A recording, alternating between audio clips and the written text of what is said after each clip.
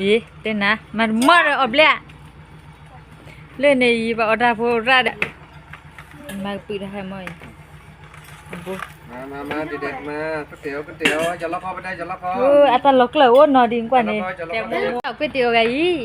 จะมัดอะไรกันมัดอะไรก็เจี๊ยบเลยคุยกันเลยกว่านี้ที่เยอะgambar ni dia ni เลยบ้าเขาเลย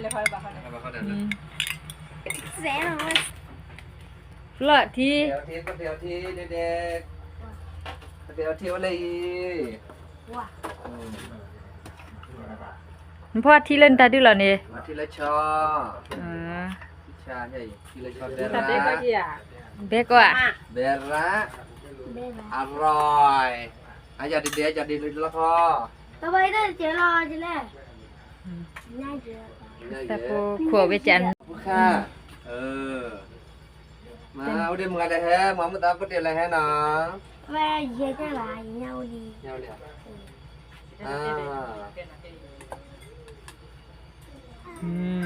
ยเลี้ยมาน้ำก๋วยเตี๋ยวเน้นชินจะหล่อแม่จอกเค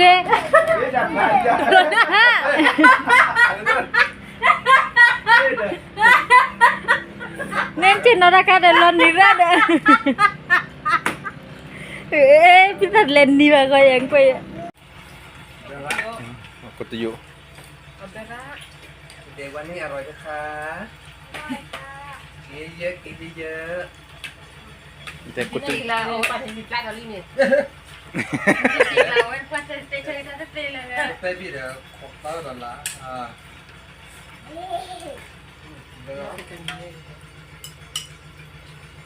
อ้อยเอาก่อนเปิดเรื่องว่าเจ้าหนูจะให้มันจะเปิดเลยจะเปิดเลยกว่าเราพูดสะออกไว้ยังอีตานะมาทว่าจุดเด็ดตานะดิมาทว่าจุดเด็ดตานะดิตานะตานะเด้อแน่หมดหนอกวิอ่ะถ้าบีตัวอันนั้นเนี่ยที่ควาดเลยได้ลับพูนจะยันเลยทูเอาเบียร์เด้อด้วยเด้อนอกวิอ่ะเนี่ยด่าตีละจัดกันเจตาวิไรที่เฮ้ฮะนุก็เลยพูดพวกเลยออกไปยังจันนี่สิกันหนุ่ยแล้วกับเพื่อนเราเบเดนะนอกวิอ่ะฮะเบทูแน่ว่านอกวิอ่ะฮะมาทว่าตันนาที่กลุสิบ้ามินาดิโอ้ยตันนามาทว่าตันนากูกะเย้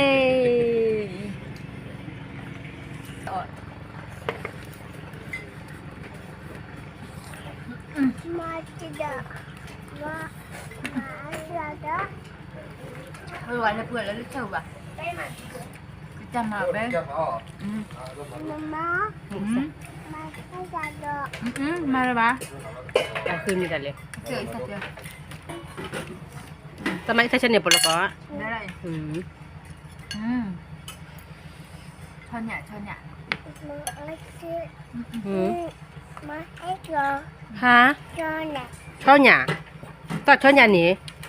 อ๋อทำไมถ้าฉันหนีเด่นแห้งกลนให้มันได้แหละ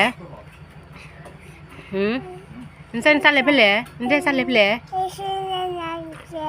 อ๋อเนี่ยหยาดเจ๊อ๋อที่นี่ซาเจ๊มันนั่งซาเชื่อเจ๊ซาเกาหลีซาเชื่อบาลีเนาะบาลีมันเต้นหาคุ้มมาเลยหาคุ้มมานี่เราหาคุ้มมาตึงนักกว่าทีเยดีตันเลยหาคุ้มได้เลยเด้มาทวีติ้งโทรศัพท์หาคุ้มมาเลยเด้อ